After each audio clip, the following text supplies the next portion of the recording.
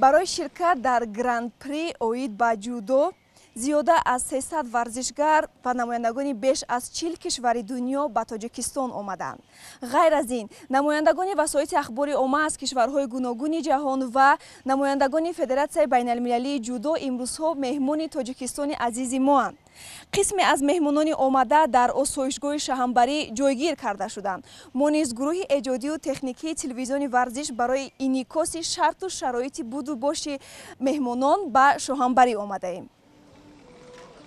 طبق نقشه همه مهمانان آمده در 5 مهمانخانه جایگیر کرده می شوند و در همه مکانهای پیش بینی شده تمام شرایط ها فراهم آورده شدند. از جمله در آسایشگاه شاهنبری واقع در شهر حصار که موضع خوشبود و هوایی است هم برای استراحت و هم تمرین ورزشگران زیاده از 150 نفر جای داده شدند. آنها با جای خواب، 3 وقت خوراک، تالار برای تمرین، خدمت رسانی های طبی، نقلیات و غیره تامین گردیدند. گروه волонтерон ба таври шабонарӯзӣ барои кӯмак омодаанд.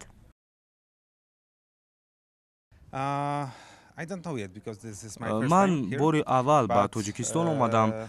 инҷо аз полша фарқ мекунад. аз ин рӯ бароям хеле шавқовар менамояд. тӯли як ҳафтае ки дар тоҷикистон мемонем, фикр мекунам бароям фаромӯшнашаванда хоҳад буд. умед дорам ки ҷудокорони мо аз худ маҳорати баланд нишон медиҳанд.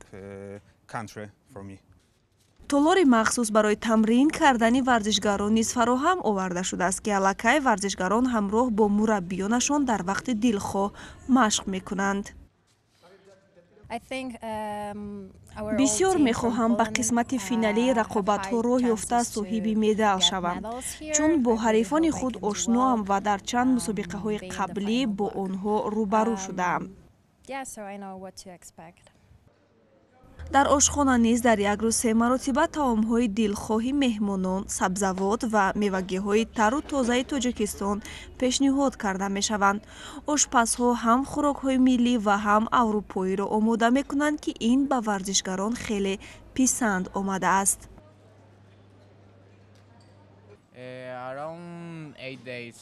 ҳайати дастаи мо нисбатан барвақттар ба душанбе омад. тӯли як ҳафта аст ки инҷоем хӯрокҳои ҳам миллии тоҷикӣ ва ҳам аврупоиро танаввул кардем ки хеле бомазаанд. аз федератсияи ҷудои тоҷикистон барои меҳмоннавозӣ миннатдорем.